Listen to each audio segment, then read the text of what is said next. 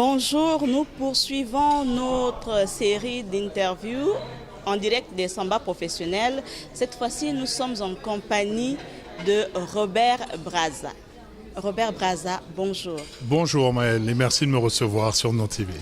Alors, vous êtes une icône de la communication sur le continent noir et même en Occident. D'où venez-vous et comment vous êtes arrivé là?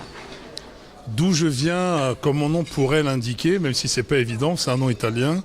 Je suis natif du Congo-Brazzaville, où, comme tout petit Congolais, notamment de Bas-Congo, on est bercé par les sons et les rythmes, qui est une passion un petit peu dès le départ, familiale, avec mon père, avec mes frères aînés, un peu avec toute ma fratrie.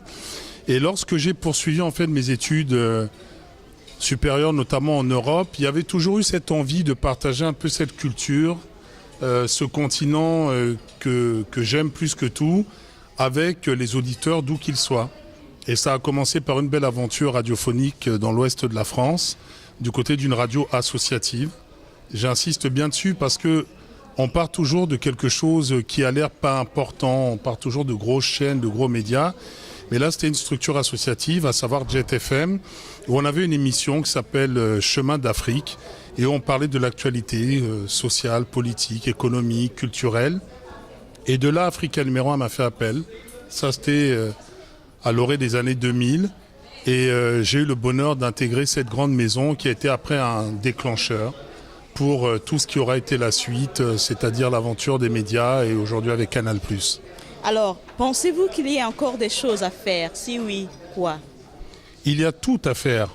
Parce que justement, c'est l'Afrique, comme le reste du monde, se construit. L'Afrique avance avec ses hauts, ses bas, avec ses difficultés, avec ses bonnes surprises aussi parfois. Mais l'Afrique n'est pas statique. Et à partir du moment où elle n'est pas statique, et par essence l'être humain non plus, on aura toujours des choses à proposer et à construire. Sur le plan culturel, sur le plan de l'histoire de notre continent, que l'on écrit un peu plus chaque jour. Et c'est ce qui est exaltant et je pense que c'est ce qui est mon premier motivateur, c'est de savoir que demain est toujours différent. Alors, avez-vous des filleuls, des jeunes que vous gardez sous vos ailes afin d'assurer la relève? Alors il y en a plein, mais je dirais un peu comme ça a été le cas pour moi, ils sont un peu partout. Ils sont un peu partout sur le continent.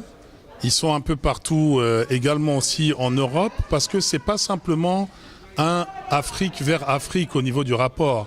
C'est Afrique vers le reste du monde. Là, nous sommes au Gabon. J'ai presque envie de dire que ma mascotte, l'intrépide Freddy Koula, qui est bien connu dans l'aventure d'ailleurs des Samba, est quelqu'un dont je suis très fier, mais je partage cette fierté avec mes confrères et frères, hein, Aboubakry, Joël et Dédé Gendong, Aboubakry Ba.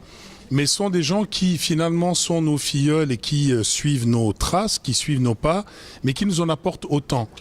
Parce que là où nous sommes finalement à des milliers de kilomètres, eux constituent cette courroie de transmission, au même titre d'ailleurs que toi, Maëlle, qui est là, et je te tutoie d'ailleurs spontanément, c'est que finalement, il y a un feedback permanent que vous nous offrez et qui nous permet d'alimenter, de parler de cette Afrique à l'extérieur des frontières. Alors, Robert, dis-nous tout. Est-ce que c'est facile d'être noir devant le petit écran des Blancs? Ben, la caméra, elle, est grise. Et l'objectif est gris, comme celui qui nous regarde d'ailleurs. Donc voilà. Mais est-ce que c'est facile d'être noir au pays des Blancs? C'est facile d'être, quel que soit l'endroit d'où l'on est originaire, quand on est mal perçu, quand on a un message qui ne passe pas et quand on a du mal à exprimer ce que l'on voudrait faire.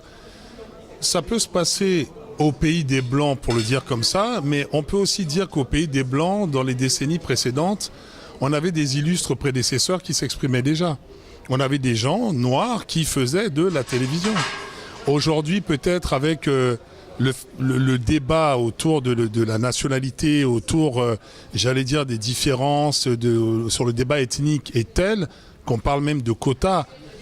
La seule exigence que nous avons, en tout cas pour moi, c'est de faire des émissions, de proposer des programmes qui soient des programmes de télé et de radio tout court. Il n'y a pas d'émission noire de télévision. Il n'y a pas d'émission blanche de télévision. Il y a une émission de radio, il y a une émission de télévision qui répond au même concept, aux mêmes règles d'exécution qu'une émission qui est faite en d'autres endroits. Mais après, de là à savoir s'il faut qu'il y ait plus de visages noirs dans le petit écran ou sur le petit écran du côté de l'Hexagone, c'est là où je vis en France ou ailleurs, oui, c'est nécessaire, c'est un peu le mythe du Sisyphe. À chaque fois qu'on arrive peut-être à quelque chose, on se dit un jour, ah, il y en a un aux 20h, ah, il y en a un qui a un talk show, il faut recommencer le lendemain.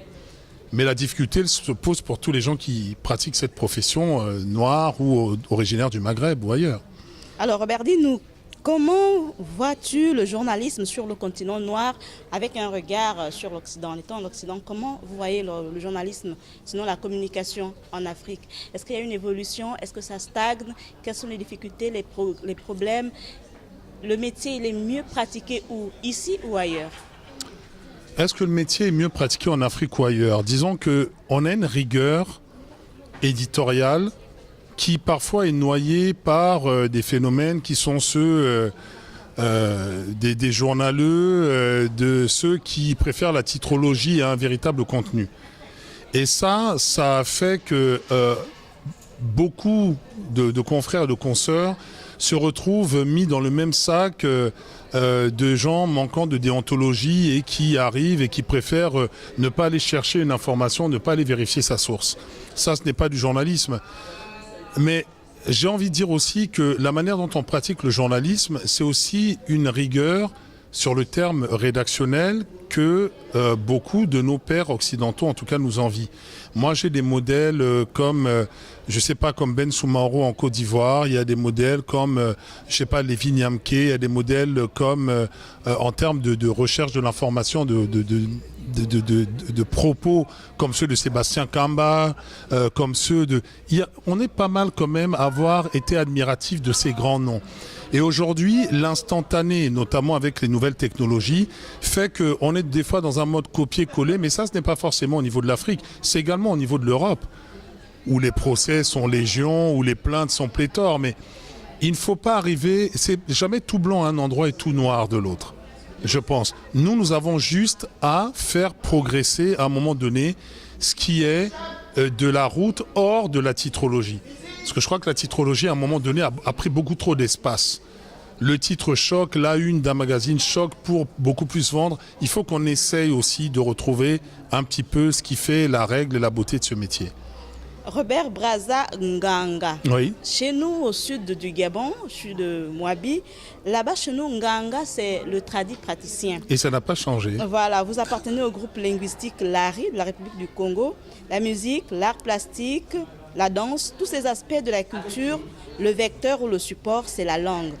Alors, en tant qu'aujourd'hui journaliste en Occident, à quel moment Robert Brazza promeuve, sinon revalorise sa langue maternelle, le Lari? Alors, j'ai pas beaucoup l'occasion de le faire pour une simple raison. Quand il m'arrive de recevoir des artistes ou des créateurs ou des invités d'un pays, d'un espace linguistique, j'aime aller les chercher dans leur langue. J'aime aller les chercher dans leur langue, c'est ce qui est peut-être d'ailleurs assez intéressant. Quand on évoquait tout à l'heure une artiste, à savoir Annie-Flore Bachelelis, à chaque fois qu'on parle avec Annie-Flore, on arrête c'est Marambo, Angene Boloane, ouais, je vais la chercher comme ça. Quand il s'agit d'Aboubakry Ba, mon frère et confrère, c'est à chaque fois au début de nos émissions, c'est et nous sommes avec Aboubakry Ba, waouh, Samaharita Aboubakry Ba Nangaref. Et j'aime aller, alors quand il y a des artistes originaires de la même région que moi ou des créateurs, Freddy Massamba, j'ai eu des gens comme Émile Biayenda, des tambours de Brazzaville, là je vais le mettre à profit. Mais il ne faut pas oublier que ce sont des antennes francophones, Africa numéro 1 notamment. Donc avoir à proposer une émission uniquement dans cette langue qui est la langue de mes pères, ce serait difficile. Ce serait normalement dans un espace radiophonique ou médiatique comme ceux que nos pays proposent. C'est-à-dire à un moment donné, on a les nouvelles du pays. Et là, on a différentes langues. On a le journal dans différentes langues. Donc là, c'est beaucoup plus compliqué. Mais je peux le mettre à profit quand il s'agit de donner des éclaircissements ou de traduire un texte de Bukaka, etc. Là, par contre, évidemment, il me sert. C'est la même problématique pour tous mes frères et confrères, sœurs et consoeurs originaires d'autres pays du continent, que ce soit le Congo ou non. Alors, s'il était demandé à Robert Brazza Gang de nous donner un mot. Maëlan Chansangu. Mot c'est quoi? C'est-à-dire ça va bien, quelles sont les nouvelles? Ah, c'est très bien. De nous donner un mot qui est fort dans la langue. Oui, un message en langue. Un message. Oui, moi, celui qui est cher vraiment à mon cœur, j'en ai même presque fait une maxime. J'aime dire Bolé Bantu.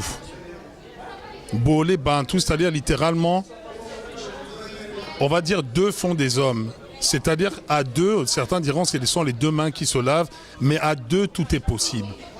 Bolé. C'est-à-dire les deux, Bantu, parce que ces lettres sont les personnes, les Bantous, on parle même de cela. Et pour moi, c'est une valeur de solidarité, c'est une valeur qui dépasse tout, qui résume bien ce que nous sommes. La culture, enjeu de développement, c'est Robert qui a choisi le thème ou il vous a été imposé? J'ai choisi le thème. Pourquoi? J'ai choisi le thème parce que finalement, nous sommes culture. L'homme est culture, blanc, noir, africain, européen. Et à travers cette culture, il véhicule son identité. À travers cette culture, il partage quelque chose, une part de son histoire. À partir de sa culture, il exporte et il partage un savoir-faire. Il peut valoriser ce savoir-faire, le commercialiser, le rendre économiquement intéressant. Il peut rendre son pays économiquement stable si il met à profit toutes les facettes que son pays propose, le tourisme, les arts plastiques, la danse, la musique. Et ça, c'est un enjeu à la période où nous sommes, dans ce 21e siècle, après la décennie World des années 90, où on voudrait que tout soit uniforme. Et moi, je ne crois pas en l'uniformité, même à l'intérieur d'un même espace. C'est pour ça que cette culture, enjeu du développement et enjeu aussi de ce que l'Afrique doit et sera pour l'avenir, c'est cette base, c'est ce tableau comme celui qu'il y a derrière en termes de partenaires qui se remplit et vers lequel on doit de temps en temps revenir pour savoir qu'est-ce qu'on peut placer et qu'est-ce qu'on peut développer entre les cases. Comment Robert a senti les sambas professionnels? Ça a été facile? Tu t'es jeté à l'eau? Oui, je viens au Gabon partager avec les jeunes Gabonais. Comment tu l'as senti? Moi, j'étais très disponible par rapport au samba. Au départ, ce n'était qu'une question de date. Il faut savoir que pendant le mois de juillet, au début du mois de juillet, il y a beaucoup d'actualités qui s'enclenchent, notamment les festivals, certains vers le Canada où je couvre un peu les choses. Et il y avait ce calendrier qui ne marchait pas. L'année dernière, au mois de mai, il y avait le calendrier politique au Gabon qui avait fait que la date ne permettait pas qu'on soit là, puisque sur le calendrier sportif, nous, il fallait que nous soyons à Paris. Et là, ça s'est fait. Et ça a été un long échange avec Joël et donc ma consoeur, ma sœur d'Africa numéro 1 depuis l'époque. Et ensuite avec Josiane au téléphone. Mais c'est vrai que Aboubakri, Amobé, tous les participants m'en avaient parlé. Et c'était l'histoire de se dire, bon, il faudrait que j'aille là-bas. Et puis c'était au Gabon. Et c'est vrai qu'après la CAN et après l'aventure footballistique, bon, ça s'est arrêté net. On n'avait même pas eu le temps de rester un peu, d'échanger, je sais pas, de sentir le Gabon. Ça a été terrible. Il fallait prendre l'avion, retourner à Paris parce que le calendrier sportif l'imposait. Mais Dieu merci, les Sambas ont permis de revenir et d'échanger avec des gens qui sont dans tellement de secteurs d'activité, qui ont tellement d'énergie.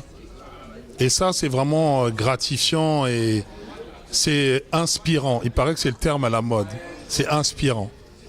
Alors, le dernier mot de Robert à l'endroit de Nour TV et de tous les participants des Samba professionnels? Le dernier mot, j'aurais pu dire Bolé Bantu, mais le dernier mot, c'est celui avec lequel je conclue toujours mes posts. Je mets souvent Dieu veille. J'ai piqué cette maxime à Alpha Blondy parce qu'il m'a dit en toute chose, on a une part de spiritualité, nous sommes spirituels.